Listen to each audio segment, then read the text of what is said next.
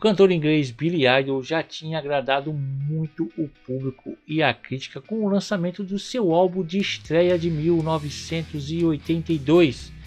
Esse álbum tinha vendido razoavelmente bem, tinha colocado 3 singles ali na parada de singles da Billboard e os clipes dele estavam com uma boa rotação na recém-inaugurada MTV, canal especializado em música.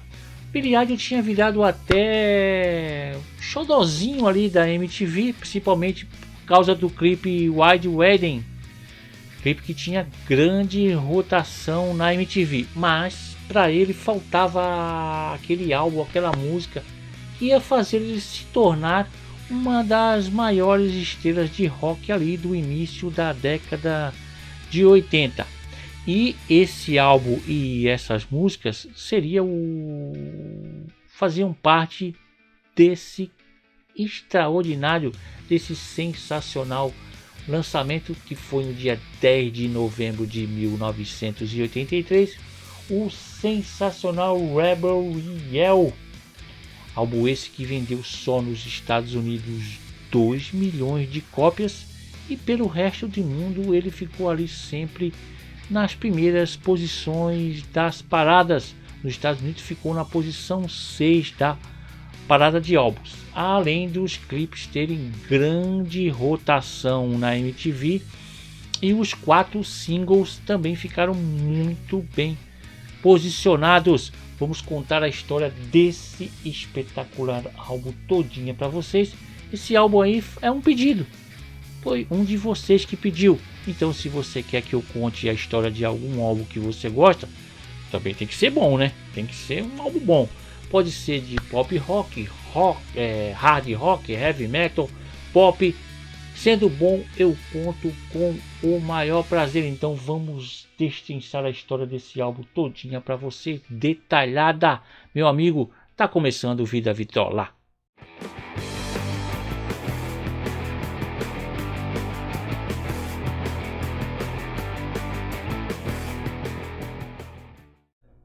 Fantástico guitarrista Steve Stevens, grande parceiro do Billy Idol por praticamente toda a carreira, diz que esboços de algumas músicas já foram criadas logo ali quando eles estavam nos ensaios, nos inícios dos ensaios.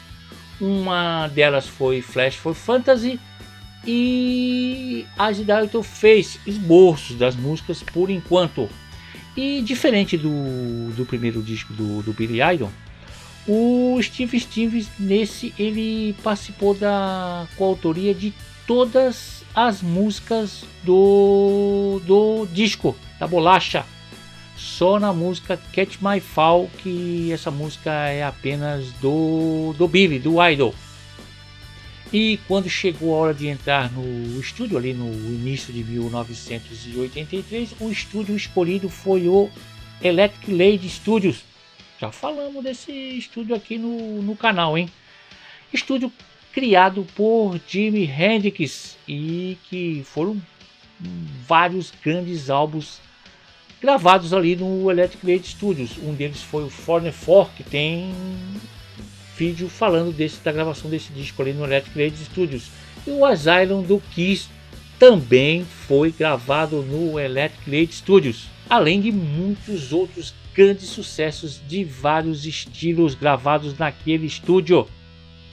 Enfim, Idol e a equipe vão para o estúdio e o time que acompanhava Idol naquele momento, além de Steve Stevens na guitarra, tinha Phil Fate no contrabaixo. Phil já estava com Idol desde a gravação do primeiro álbum. A tecladista Judy Dozier, que já tinha acompanhado eles desde a turnê passada, e o batera Greg Jorgensen, que também estava junto desde a turnê passada. Este seria o grupo que ensaiaria e gravaria as demos das principais músicas do futuro disco. Vai ter link dessas demos na descrição, muitas até melhor que as versões definitivas. Só que quando as versões definitivas vão começar, o produtor, Idol e toda a equipe já estão de saco cheio com o batera Greg Jorgensen. Isso mesmo. Ele mesmo disse em entrevista há alguns anos que estava atolado em drogas e que conviver com ele tinha se tornado insuportável. Então, certo dia em que ele faltou nas sessões de gravação, ele recebeu um telefonema do produtor Kit Forsen, dizendo que ele estava fora do trabalho. Já o Phil Feist saiu também no início, mas a saída dele não consegui identificar o motivo. Os dois saem dali para montarem juntos com Adam Bomb, a Adam Bomb Band. Para o lugar de Phil Feist é contratado o canadense Steve Webster, que vinha da banda de Parachute Club. O grande problema foi encontrar um baterista que agradasse o produtor ou o próprio Billy Idol. Então a solução que Kit Forsen encontrou foi usar uma bateria eletrônica. No início eles usaram uma LM1 e depois uma Roland TR-808. E os planos no momento era não ter baterista, acredite se quiserem. Kit Forsen foi o autor de um grande clássico. Ele foi o autor de Don't You Forget About Me, da banda escocesa Simple Minds. Tem vídeo aqui no canal contando a história dessa música. E a primeira música a ser gravada e concluída no estúdio, no Electric Lake Studios, foi Do Not Stand in the Shadows. Essa música é cheia de energia e tem um ritmo rápido e envolvente. E quando você nota, já está cantando junto. É uma das minhas favoritas da bolacha. Ela está no disco como a quarta do lado B. Idol e Steve Stevens estavam trabalhando inicialmente numa música que não tinha título, mas a inspiração para o título veio quando o Idol estava assistindo um filme de 1943 chamado Flash and Fantasy. Então ele veio para o estúdio, já tinha título da música, já ele e o Stevens prepararam uma letra da música. Só que o ritmo eles não conseguiam acertar. Primeiramente a música tinha um ritmo bem acelerado, bem rock and roll, depois tentaram um ritmo bem lento, mas Idol diz que faltava alguma coisa para aquela música. Só que o Kit Forsen diz que tinha gostado dela. E eles decidiram dar uma parada no trabalho com essa música, estava demorando muito e como tinham outras ideias, eles partem para outras músicas. E uma dessas outras que eles partiram, quando Flash for Fantasy, que seria Flash for Fantasy, estava inacabada, foi As Without Your Face. As Without Your Face, a ideia dessa música apareceu uma noite quando o Billy Idol estava assistindo o filme de 1960. Era um filme francês que se chamava Olhos Sem Rosto. Olhos Sem Rosto, traduzindo, era um filme francês chamado Olhos Sem Rosto, que contava a história de um cirurgião que ele ficava obcecado depois que a filha dele sofreu um grave acidente automobilístico e ficava com o rosto desfigurado.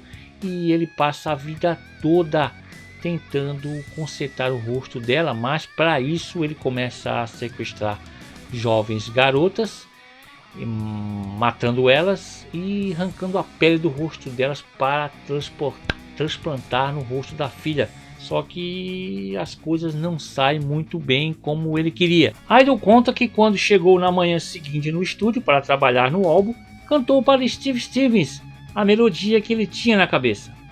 Então Stevens encaixou isso em um padrão de acordes que eles vinham trabalhando e ficou perfeito. Para gravar As Without Your Face, os músicos tinham em mente um contrabaixo bem pesado, mas Steve Webster não estava conseguindo fazer o som que eles queriam. E o cubano Sal Cuevas, que trabalhou na produção da Broadway do musical Dreamgirls, foi contratado. Idol já tinha visto ele tocando e sabia que ele iria fazer o som que eles procuravam.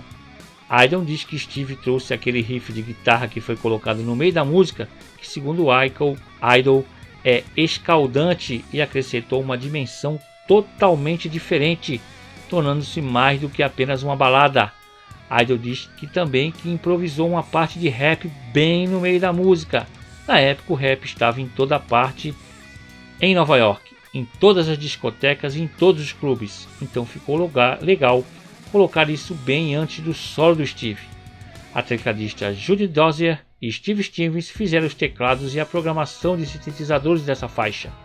e o som das palmas foi gerado com o sintetizador Oberheim OBX. E eu vou falar uma coisa para vocês, tem uma frase no refrão dessa música que eu vou falar para vocês que até hoje eu não tinha identificado que era em francês. Garanto para que você aí que domina inglês tanto quanto eu também nunca deve ter reparado. É a voz feminina na música, que quem faz é a então namorada do Billy Idol, Patty Lister, que viveu com ele 9 anos, até 1989, tiveram até um filho dessa relação, que hoje parece que o rapaz está com 32 anos, acho que toca até numa banda. A Patty Lister canta essa parte em francês, parece que a parte é Les Yeux Sans Visage, ela canta e ele vem com Eyes Without Face durante os 3 refrãos da música. Patty Lister, além de aparecer, de colocar a voz dela nessa música do Eyes Without Face, ela aparece em 3 clipes do Billy, do Idol. Aparece no clipe do Idol Waiting, aparece no Hot in the City e no Rebel Well. Eyes Without Face foi lançada como segundo single da bolacha no dia 29 de maio de 84 e chegou já em julho na 4ª posição da parada. Cara, isso tocava muito nas rádios daqui, era o tempo inteiro. O clipe de Eyes Without Face estreou em junho de 84 e ficou no número 1 na MTV por 6 semanas.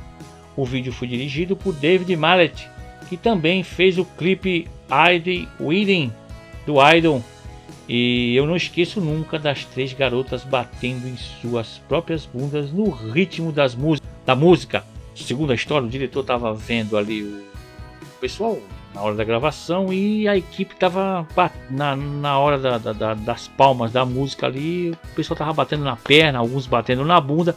Foi quando ele teve a ideia de colocar as 3 garotas ali. Muito legal essa parte.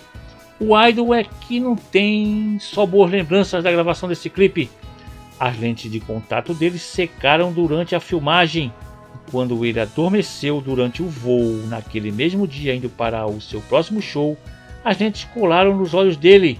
Ele teve que ter as córneas raspadas em um hospital e usar curativos nos olhos por 3 dias. Passados alguns dias ali no Electric Lady Studios, começou a nascer uma das músicas que seria uma das marcas da dupla Billy Idol e Steve Stevens. No início eles tinham apenas a música, a letra ainda não tinha nascido.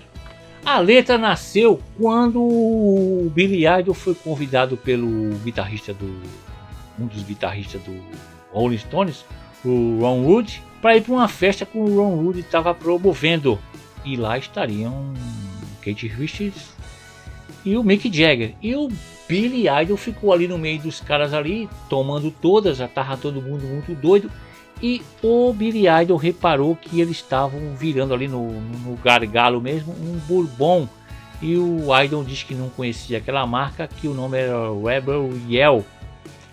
O Idol disse que olhou e começou a falar para eles, já estava todo mundo muito doido, começou a falar para eles: poxa, vocês não acham que esse nome aqui ficaria legal numa música, num álbum? E os caras não estavam entendendo nada do que o Idol estava falando, e ele disse que os caras só balançavam a cabeça, e o Idol disse que ficou pensando: essa vai ser o nome de uma música, eu vou colocar até o nome do álbum. O Steve Stevens disse que no outro dia chega o Idol, já achei o nome da música, e em pouco tempo o Idol e o Stevens ali prepararam a letra da música e estava pronta um dos grandes clássicos de Billy Idol, Rebel Yell, que fala sobre uma noite com uma garota que ela não para nunca, ela quer mais.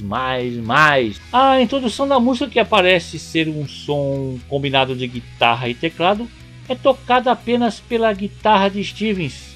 Ele usou sintetizador de guitarra nessa parte e fala que a grande inspiração dele foi o guitarrista Léo Coté.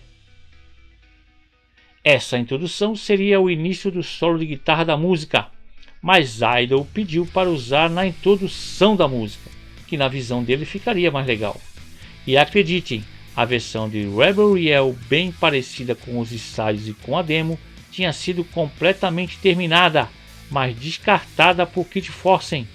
Stevens ficou sem acreditar e disse para Fosse que ele só podia estar brincando. Lembra o Guitarra, que termina dizendo que Fosse estava certo, pois a versão que ele escolheu era, e que praticamente não tem muita diferença, seria um grande sucesso.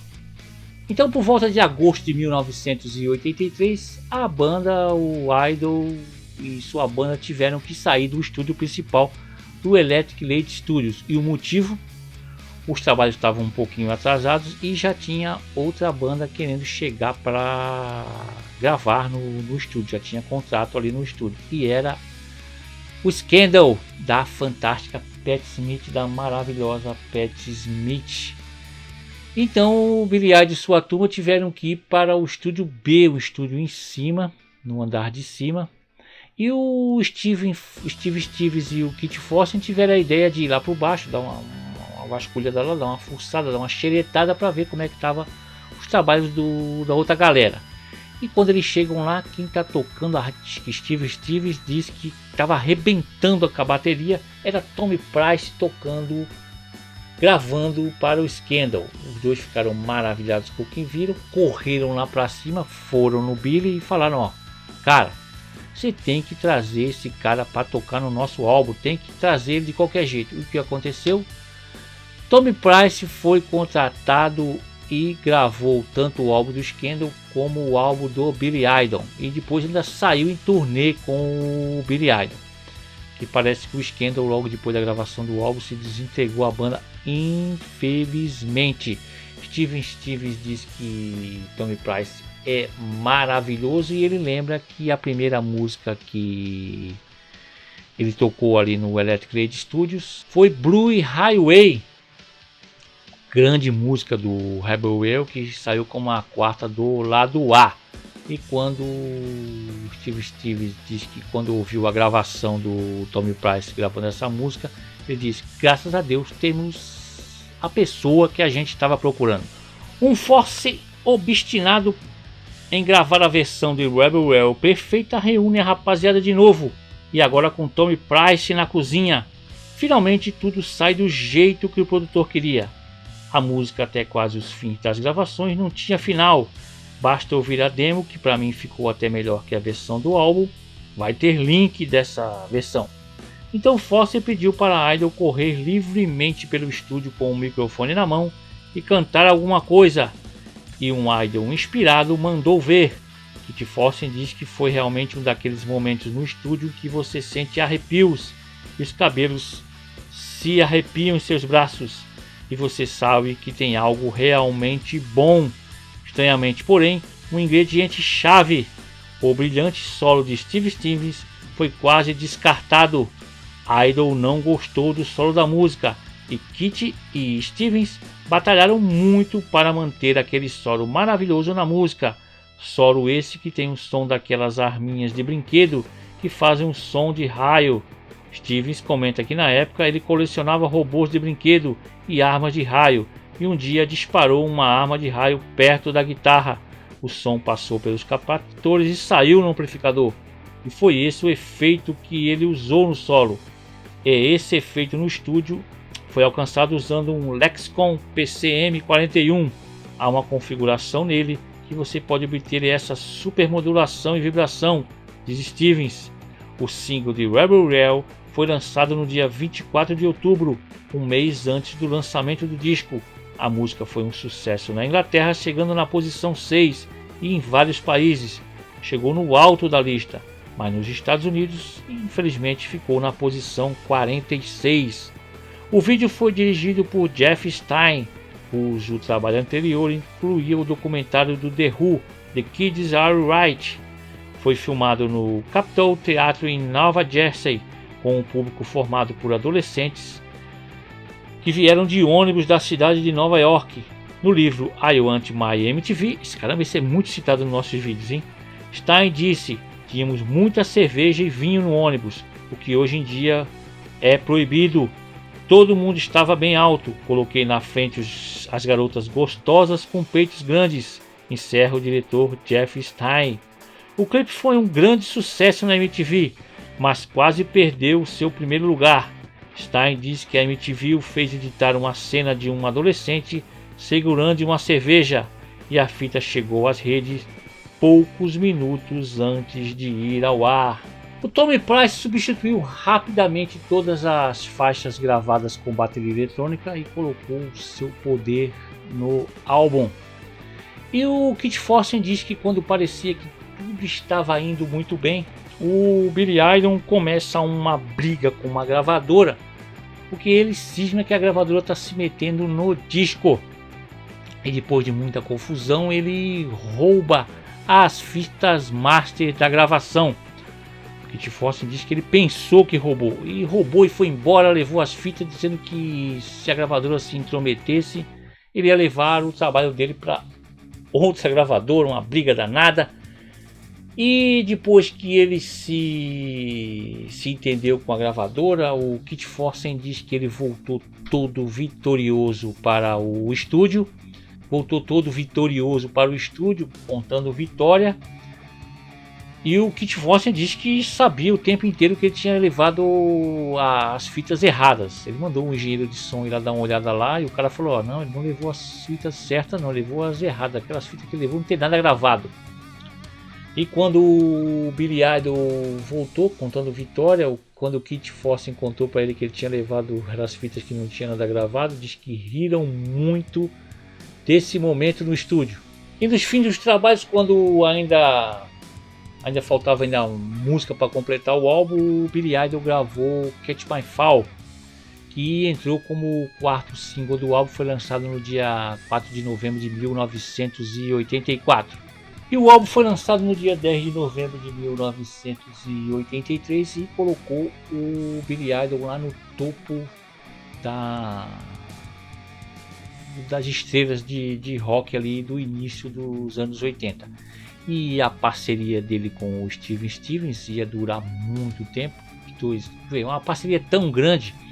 O Steven Stevens era tão importante que ele está na contracapa do álbum. Vê que na contracapa do álbum tem os dois. Só os dois ali, como se fosse uma dupla. E também outra coisa que dá para notar é que não é lado A e lado B. É lado 3 e lado 4, uma clara continuação, como se fosse a continuação do primeiro álbum do Billy Idol. E o Billy Idol voltaria em 1986 com o seu terceiro álbum, o Splash Small. Mas isso aí já é assunto para outro álbum. Espero que você tenha gostado. Se gostou, não acredito que tu chegou até aqui e não está inscrito. Se inscreve, dá um like, beleza? Voltaremos com um próximo álbum para vocês. Tchau!